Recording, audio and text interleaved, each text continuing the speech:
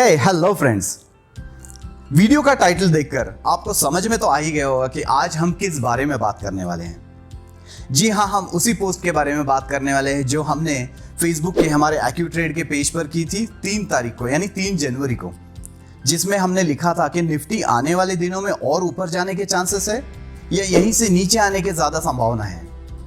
तो आज ना ही सिर्फ आपको हम उन सारी चीज़ों के बारे में बताएंगे, बल्कि इन डेप्थ एनालिसिस किस तरीके से होता है ये भी सारी चीज़ें आपको पता चल जाएगी। तो इस वीडियो को बिना स्किप किए आप पूरा ज़रूर देखिएगा, क्योंकि इस वीडियो में ना ही सिर्फ हम ये समझेंगे कि आने वाले कई महीनों में, कई सालों में मार्केट्स क्या लेवल्स को दिखाने के लिए तैयार है, बल्कि हम ये भी जानेंगे कि हमारी स्ट्रैटेजी क्या होनी चाहिए ताकि हमें एक लगातार कॉन्टिन्यूसली प्रॉफिट मिलता रहे। अगर आप ये वीडियो YouTube पर देख रहे हैं तो हमारे Facebook के पेज को लाइक ज़रूर कीजिएगा, लिंक आपको डिस्क्रिप्शन में मिल जाएगी, क्योंकि जो भी अपडेट्स पहले आती है Facebook पर आती है और उसके बाद YouTube पर आ जाती है। तो आगे बढ़ने से पहले मैं आपसे एक छोटी सी चीज़ शेयर करना चाहूँगा कि स्टडी या फंडामेंटल हम जो भी कहें ये होता किस बेस पर है। देखिए, स्टॉक मार्केट में सिर्फ मेनली 2 चीज़ों से स्टडी की जाती है, एक फंडामेंटल, दूसरा टेक्निकल। अब जो फंडामेंटल करते हैं वो टेक्निकल को नहीं मानते और जो टेक्निकल को करते हैं वो फंडामेंटल को नहीं मानते। और कुछ लोग इन दोनों चीज़ों को नहीं मानते, वो कहते हैं कि हम सिर्फ नंबर्स इस्तेमाल करते हैं। मैं मानता हूँ कि कोई भी आप स्टडी करो, आप टेक्निकल करो, फंडामेंटल करो, या कोई एस्ट्रोलॉजिकल व्यू करो या नंबर्स इस्तेमाल करो, स्टडी जो होती है मेनली हिस्टोरिकल इंफॉर्मेशन या हिस्टोरिकल डेटा को उठाकर की जाती है कि पास्ट में क्या हुआ है, उसी के बेस पर हम आने वाले दिनों की संभावनाएं या पॉसिबिलिटीज निकालने की कोशिश करते हैं। अब हिस्टोरिकल डेटा तो सभी के लिए सेम होता है, बावजूद इसके हम सभी के रिजल्ट्स अलग आते हैं, क्योंकि हम आने वाले दिनों की पॉसिबिलिटीज निकालते हैं। वो कितना सही होगा ये सिर्फ इसी पे डिपेंड करता है कि हमारा उस चीज़ को देखने का नज़रिया और हमारा एक्सपीरियंस तय करता है कि हमारा अंदाज़ा कितना सटीक होगा। तो चलिए स्क्रीन पर आपको दिखाते हैं कि किस बेस पर और किस स्टडी को और किस डेटा को हमने उठाकर ऑब्जर्व किया है, जिसकी वजह से हमने आने वाले 8 सालों में, 10 सालों में क्या होने की संभावनाएं हैं ये निकाला है। चलिए शुरू करते हैं। तो दोस्तों, आप देख सकते हैं, आपको स्क्रीन पर चार्ट दिखाई दे रहा होगा। आगे बढ़ने से पहले एक चीज मैं आपको बता दूं कि जरूरी नहीं है कि आपने पहले कभी चार्ट देखा हो या सीखा हो तो ही आपको ये चीजें समझ में आएगी। भले ही आपको कुछ भी नहीं पता होगा, फिर भी हम इतनी सिंप्लीफाइड वे में आपको सारी चीजें यहाँ पर रखने की कोशिश करेंगे कि ईजीएस्ट वे में हर किसी को सारे लॉजिक्स हम यहाँ पर रख रहे हैं वो समझ में आ जाए। तो आप देख सकते हो, ये BSE सेंसेक्स का चार्ट है। अब चार्ट को देखकर कोई भी ये बता सकता है आसानी से कि प्राइसेस लोअर लेवल से ऊपर के लेवल पे चल रही है। लगभग 40 सालों का ये डेटा है, यानी 40 सालों से 1979 से लेके आज तक का प्राइसेस कितनी बार अप डाउन हुई, क्या कब हुई, कहाँ से हुई, ये सारा चीज़ आपको चार्ट पर आसानी से समझ में आता है। अब सोचने की बात यह है कि हमें 40 साल का डेटा क्यों चाहिए, क्योंकि हमें आगे आने वाले टाइम का फोरकास्ट निकालना है। तो फोरकास्ट हमारा ज़्यादा एक्यूरेट, यानी वो सही होने के लिए जितना ज़्यादा बैकडेटेड इन्फॉर्मेशन या हिस्टोरिकल इन्फॉर्मेशन हमारे पास होगी, उतनी ही आसानी से और उतना हमारा जो एक्यूरेसी होगी वो ज़्यादा होगी। तो आप देख सकते हो 40 सालों में लगभग 100 रुपये से जो शुरुआत हुई है, अब शायद प्राइसेस देखिए 49,000 प्लस चल रही है। तो ये है ग्रोथ। अब हमें तो निकालना है कि निफ्टी क्या होने वाला है। सो चलिए निफ्टी का चार्ट देखते हैं।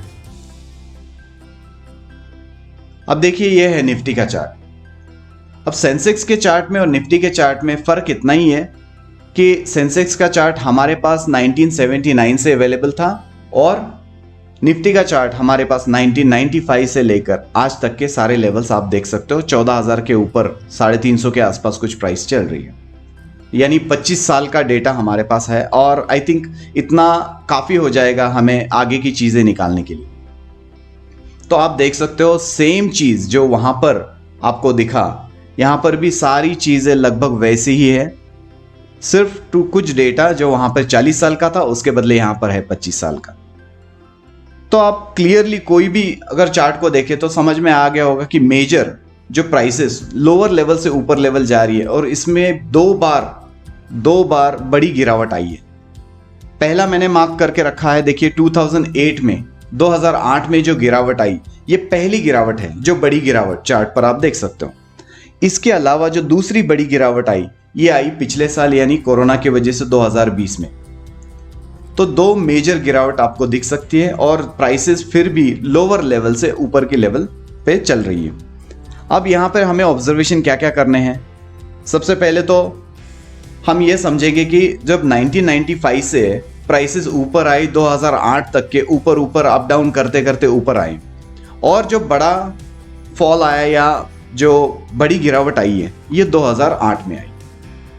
तो 2008 में आने के पहले जो मैंने बॉक्स बनाया 1995 टू 2008, इसको हम एक बॉक्स करेंगे और जो दूसरा बॉक्स करेंगे जो वो गिरावट से मार्केट जब रिकवर हुआ और पिछली गिरावट आने तक का, मतलब पिछले साल के जो टॉप्स बने वहां तक का एक बॉक्स यहाँ पर हमने बनाया है ताकि आपको आसानी से सब चीजें जो हम कहना चाहते हैं आपके समझ में आ जाए। अब पहला जो जर्नी थी यानी 1995 टू 2008, उसको हम कहेंगे फर्स्ट बुल रन। ओके, अब ये फर्स्ट बुल रन हुआ क्योंकि सबसे बड़ी गिरावट उसके बाद ही आई 2008 में, तो हम इसके पहले को बुल रन कहेंगे फर्स्ट बुल रन। उसके बाद जब गिरावट आई और मार्केट वो लेवल्स को तोड़कर ऊपर चला गया तो हम इसको कहेंगे सेकेंड बुल रन, क्योंकि मार्केट ने क्या किया है कि पहले के जो 2008 के जो टॉप प्राइसेस थे उसके ऊपर मार्केट चला गया। अब यहां पर एक चीज समझने की है कि फर्स्ट बुल रन चला लगभग 12 साल और दूसरा बुल रन चला लगभग 11 साल। देखिए हर एक चीजें आप नोट करके रख लीजिएगा बिकॉज ये सारी चीजों के बेस पर ही हम अगला कंक्लूजन निकालेंगे। तो आप देख सकते हो फर्स्ट बुल रन 12 साल, सेकेंड बुल रन 11 साल और मार्केट अब चल रहा है 14,350 के आसपास। यानी मार्केट ने पिछले साल के जो हाई थे वो भी तोड़े हैं। आप देख सकते हो फर्स्ट यहां पर देखिए ये हाई थे, यहां पर इसके ऊपर मार्केट चला गया तो ये सेकेंड बुल रन में आ गया। अब ये 2020 का जो कोरोना का हाई था उसके पहले का, उसके ऊपर मार्केट चल रहा है, यानी ये थर्ड बुल रन है। कहीं ना कहीं हम ये आसानी से समझ सकते हैं। अब यहां पे नोट करने वाली चीज क्या है कि ये उम्मीद करते हैं कि हम ये थर्ड बुल रन होगा। हमें निकालनी है दो चीजें। हमें अंदाजा लगाना है टाइम कितना लग सकता है और क्या प्राइस आने की चांसेस है। यानी ये जो थर्ड बुल रन अंदाजन कितने वक्त तक चल सकता है, कितने सालों तक चल सकता है। देखिए इसमें प्लस माइनस तो बिल्कुल होगा, जरूरी नहीं कि ये सारी चीजें हम जो बता रहे हैं सेम हो, लेकिन हम कोशिश करेंगे कि अप्रोक्सीमेट क्या हो सकता है। तो उसके लिए हम देखेंगे कि पहले बुल रन को लगा 12 साल, दूसरे बुल रन को लगे 11 साल, डिफरेंस है 1 साल का।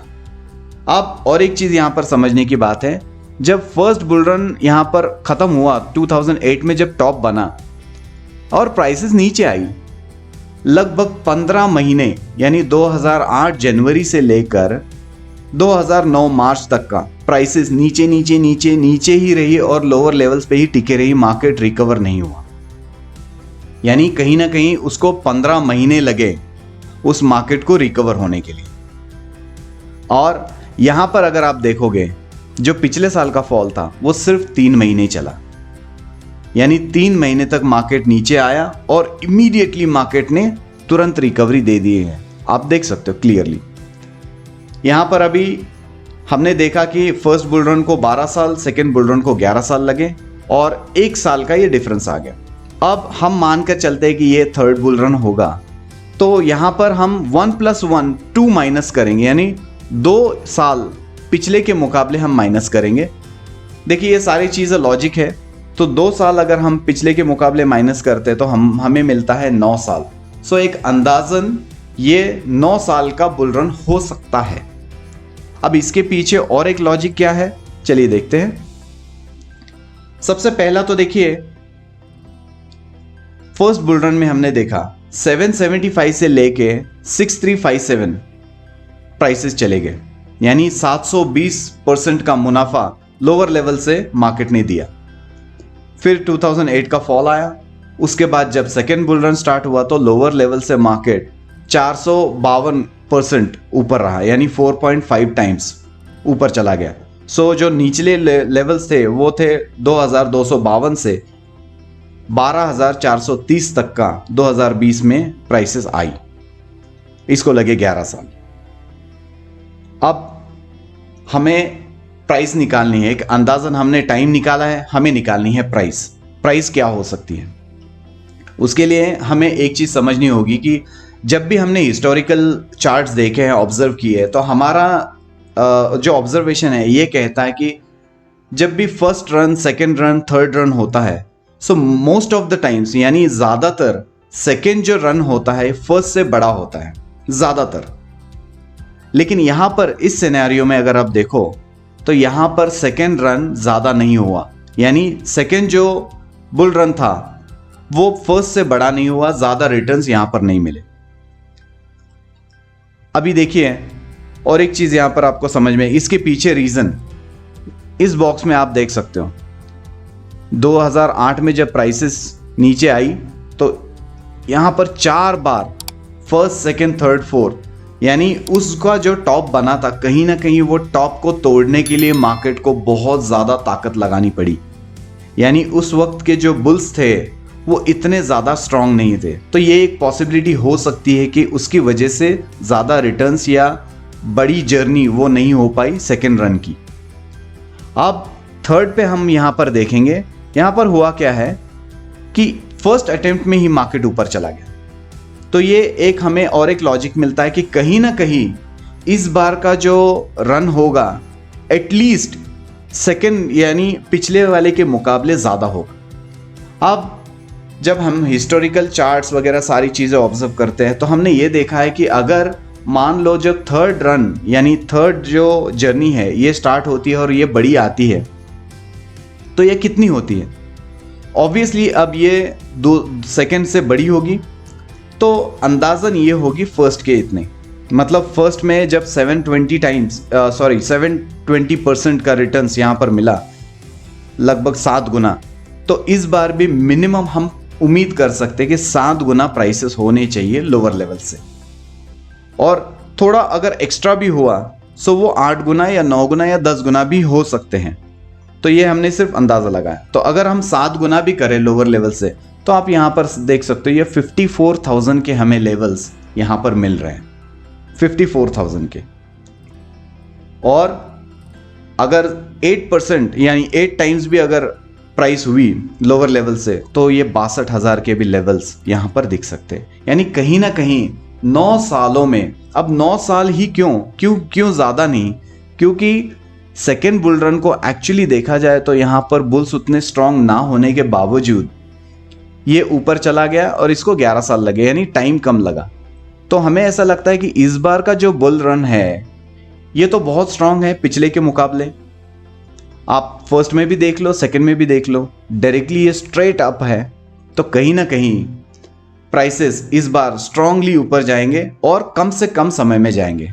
तो हमने यहाँ पर कोशिश की अंदाज़ा लगाने की कि 2 साल कम कर दिए तो 9 सालों में अप्रॉक्सीमेट 54,000 से लेकर 62,000 यानी कहीं ना कहीं 60,000 रुपए के लेवल्स हमें निफ्टी में दिख सकते हैं। ये तो हमारा हुआ लॉजिक। हमने जो भी हिस्टोरिकल इन्फॉर्मेशन जो मिली हमें, जो डेटा मिला, उसके ऊपर हमने कुछ ना कुछ तर्क लगाए और कोशिश की आपको समझाने की। अब चलते हैं दूसरी ओर कि इसको जो सपोर्ट करेगा, यानी हम जो सोच रहे हैं वो कितने हद तक सही होने के चांसेस है। क्योंकि ये जो भी हम सोच रहे हैं, जो भी ऑब्जर्वेशन मैं आपको बता रहा हूँ, ये हमारी एक सोच है। तो ये चार्ट आप देख सकते हो, ये है सेंसेक्स, लेफ्ट हैंड साइड ऊपर की तरफ आप देख सकते हो कॉर्नर में सेंसेक्स, और ये है INR। यानी ब्लू में सेंसेक्स की लाइन है और ग्रीन में INR की लाइन है, यानी रुपया हमारा।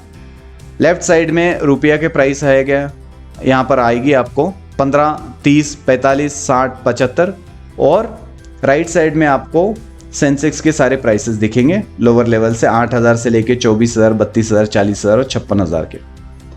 अब हमें यहाँ पर एक चीज़ गौर करनी है कि देखिए, मैंने ऑलरेडी यहाँ पर हमने डॉट्स लगा रखे हैं ताकि आपको ईजीएस्ट वे में समझ में आए।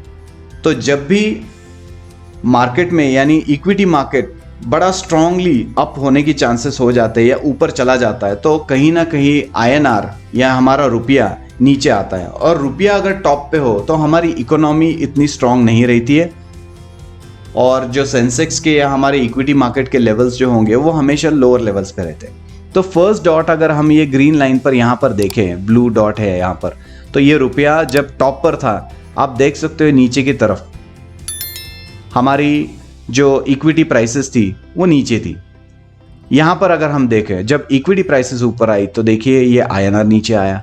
सेम चीज़ यहाँ पर हुआ, ये जब आईएनआर ऊपर रहा तो इक्विटी प्राइसेस नीचे। हर जगह आप देख सकते हो, यहाँ पर भी देख सकते हो, यहाँ पर भी देख सकते हो।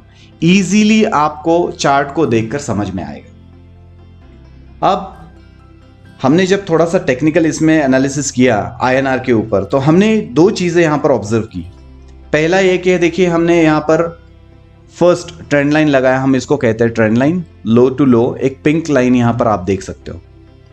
और इस लेवल से हम लेफ्ट की तरफ चले तो लगभग 67-68 के लेवल्स इस तरफ होंगे अप्रॉक्सीमेट। तो कहीं ना कहीं ये जो सपोर्ट है, अब आईएनआर नीचे की तरफ 68 तक का नीचे आने का चांसेस ज़्यादा है, ऐसा हम सोचते हैं। देखिए हम यहाँ पर अगर सेकेंड ट्रेंड लाइन और एक लगा दे तो इस ट्रेंड लाइन को, फर्स्ट वाले यानी ऊपर की जो पिंक लाइन है, उसको अगर ब्रेक करने पे पक्का प्राइसेस 68 तक का आ सकते हैं। और जिस दिन ये प्राइसेस 68 के भी नीचे चले गए या 67 के नीचे चले गए तो हो सकता है और भी नीचे के लेवल्स दिखा देंगे। तो टेक्निकली हमें क्या लगता है कि पहला जो सपोर्ट होगा आईएनआर का वो होगा 68 का, दूसरा सपोर्ट होगा वो होगा 65 का, और जो तीसरा सपोर्ट होगा वो होगा 61 का। अब मान के चलते हैं 68 तक का या 65 तक का भी अगर प्राइसेस आने वाली है, और आज की तारीख में लगभग 73 के आसपास आईएनआर चल रहा है $1 के मुकाबले। अगर ये 68 तक का भी आता है तो हमारी इकोनॉमी स्ट्रांग हो रही है, ये एक इसका इंडिकेशन है। और ये आईएनआर भी कहीं ना कहीं हमें ये इंडिकेशन दे रहा है कि हम जो भी सोच रहे हैं कि ये बुल रन इतना स्ट्रांग हो सकता है, इसको ये कंफर्म करता है कि यस, हम सही ज़्यादातर हो सकते हैं, ये चांसेस हैं हमारे। तो ये हुआ। और एक चीज़ यहाँ पर, अगर आईएनआर नीचे आ गया तो डेफिनेटली हम देख सकते हैं कि इक्विटी मार्केट बहुत ऊपर के लेवल्स को टच करने के लिए तैयार है। आगे चलते हैं। अभी देखिए ये एक ऑक्सफोर्ड इकोनॉमिक्स की रिपोर्ट है जो उन्होंने 2014 में निकाली थी, या उन्होंने प्रेडिक्ट किया था, या उन्होंने कोशिश की थी ये रिपोर्ट बनाकर आगे की क्या हो सकता है, हमारी इकोनॉमी क्या होगी। तो इन्होंने फोरकास्ट निकाला था 20 सालों का, 2014 से लेकर 2034 तक का क्या हो सकता है। $1.9 ट्रिलियन से $10.4 ट्रिलियन तक का यहाँ पर उन्होंने अंदाज़ा लगाया है। और 2027 तक का उन्होंने ये अंदाज़ा लगाया कि लगभग $6 ट्रिलियन से भी ऊपर हमारी इकोनॉमी रहेगी। सो ये उन्होंने निकाला था। अब यहाँ पर आप देख सकते हो, इस यहाँ पर ये जो रिपोर्ट अगर आप देखो तो ये ऑल फिगर्स इन ट्रिलियंस, और सोर्स देखिए ये मॉर्गन स्टैनली की रिपोर्ट है। यहाँ पर इन्होंने लिखा है कि Indian equities is likely to hit 6.1 trillion by 2027। मतलब 2027 तक का 6.1 ट्रिलियन, मतलब करंट लेवल से अगर देखें तो 4-5 गुना भी प्राइस ऊपर हो सकती है 2027 तक का। और 2034 तक का तो उस हिसाब से देखेंगे तो लगभग 10 टाइम्स हमारी इकोनॉमी स्ट्रांग हो सकती है। ये सेम रिपोर्ट उनकी है। हम यहाँ पर कहीं पर 2021 में होंगे। प्राइसेस देखिए लेवल्स पे आपको यहाँ पर आप देख सकते हो इजीली। यहाँ से शुरुआत हुई है 2014 से, उन्होंने कोशिश की है रिपोर्ट में ईजीएस्ट वे में आपको यहाँ पर दिखाने की। सो कौन से लेवल पे उन्होंने बेस लाइन भी यहाँ पे क्रिएट की है। मतलब कहीं ना कहीं जो रिपोर्ट्स उन्होंने 2014 में बनाई थी, आज की तारीख में 2021 में ऐसा लग रहा है कि वो सारे सिनेरियोज पूरी तरीके से सही होने के चांसेस ज़्यादा है। सो हमने जो भी लॉजिक लगाया तो उसको ये सारी चीज़ें मतलब फंडामेंटली और बाकी सारी चीज़ें भी सपोर्ट कर रही है। अब दोस्तों यहाँ पर एक सवाल आता है कि हमारी स्ट्रैटेजी क्या होनी चाहिए। अब जब ये बहुत बड़ा बुल रन होने वाला है आने वाले कई सालों में, तो जब भी गिरावट आएगी, जब भी मार्केट में करेक्शन आएगा, हमारी एक ही स्ट्रैटेजी होनी चाहिए, हमें खरीद कर चलना है। और इसको होल्ड रखना है अगले 5 साल, 6 साल, 7 साल, 10 साल तक का। तभी हमें अच्छे हमारे जो रिटर्न्स है वो मिल सकते हैं। और देखिए, मार्केट कभी भी स्ट्रेट लाइन में अप नहीं जाने वाला है, ना नीचे आने वाला है। सो जब भी जिस भी वक्त करेक्शन आएगा, बड़ा करेक्शन आएगा, 5%, 10% जो भी हो, हमारी स्ट्रैटेजी ये रहनी चाहिए, हमें खरीद कर चलना है। अच्छे स्टॉक हमें ढूंढने हैं और उसको खरीदना है और उसको 2-4 साल, कम से कम 5 साल रखना है, ताकि जो भी हमें उसका बेनिफिट मिले अच्छा खासा मिले।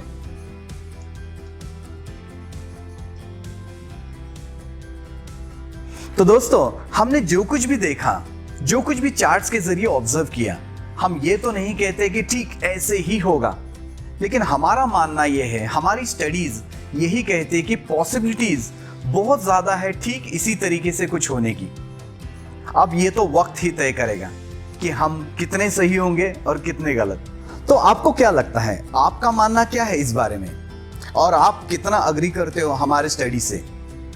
कमेंट्स में जरूर लिखिएगा, हमारे वीडियो को लाइक कीजिएगा, चैनल को भी सब्सक्राइब कीजिएगा और बेल आइकन जरूर प्रेस कीजिएगा, ताकि वीडियो की नोटिफिकेशन टाइम टू टाइम आपको मिलती रहे। See you in the next video, तब तक के लिए बाय बाय।